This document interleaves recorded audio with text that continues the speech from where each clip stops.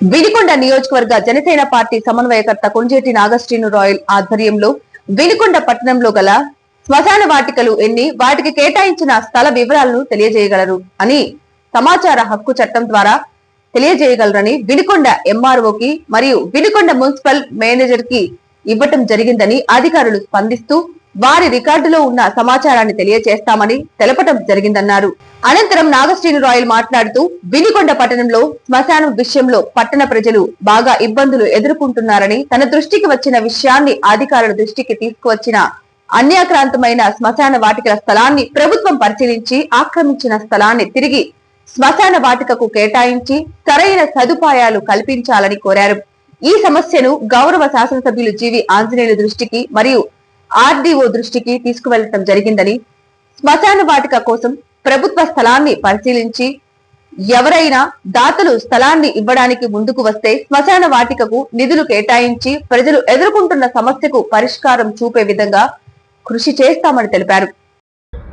ఈ రోజున మన వినుకొండ ఎంఆర్ఓ ఆఫీసులో సమాచార హక్కు చట్టం ద్వారా వినుకొండలో శ్మశాన వాటికలు ఎన్ని ఉన్నాయి, వాటి విస్తీర్ణం ఎంత, అలాగే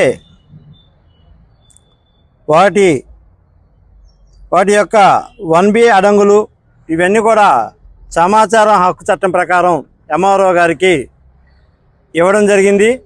ఎందుకంటే వినుకొండ నియోజకవర్గంలో వినుకొండ టౌన్లో దరిదాపు 65,000 మంది నివసిస్తున్నారు. వీళ్ళు ఎవరైనా చనిపోతే కాలుపు అయితే బాగానే ఉంది, కానీ పూడుపుకి చాలా ఇబ్బందికరంగా ఉంది. ఎక్కడ కూడా స్థలం లేక ఒక శవం మీద ఇంకో శవం పెట్టాల్సిన పరిస్థితి ఏర్పడింది. అందుకని వినుకొండ జనసేన పార్టీ ద్వారా మన ఎంఆర్ఓ గారిని సమాచార హక్కు చట్టం ప్రకారం అసలు ఎక్కడెక్కడ శ్మశాన వాటికలు ఉన్నాయి, వాటి విస్తీర్ణం ఎంత అని మనం అర్జీ పెట్టడం జరిగింది. ఎంఆర్ఓ గారు కూడా అర్జీని స్వీకరించి త్వరలోనే మీకు మొత్తం వివరాలు ఇస్తానని తెలియపరచడమైంది.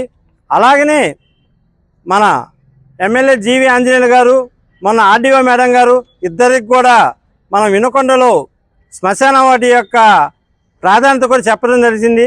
వాళ్ళిద్దరు కూడా సానుకూలంగా స్పందించారు.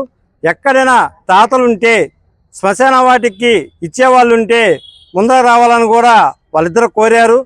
ఎందుకంటే వినుకొండలో చాలా ఇప్పుడు ముఖ్యంగా కావాల్సింది శ్మశాన వాటిక. పూడుపుకి ఎక్కడ శ్మశాన వాటిక సరిగా లేదు. దానికోసం ఈ రోజున అసలు మన నియోజకవర్గంలో అన్ని చోట్ల బాగుంది, కానీ టౌన్లోనే చాలా ఇబ్బందికరంగా ఉంది. ఇది దృష్టిలో ఉంచుకొని ఎంఆర్ఓ గారికి వినతి పత్రం ఇవ్వడం జరిగింది. దీన్ని తొందరగా మనకి ఇవ్వాలని కోరుకుంటూ సెలవు తీసుకుంటున్నాను.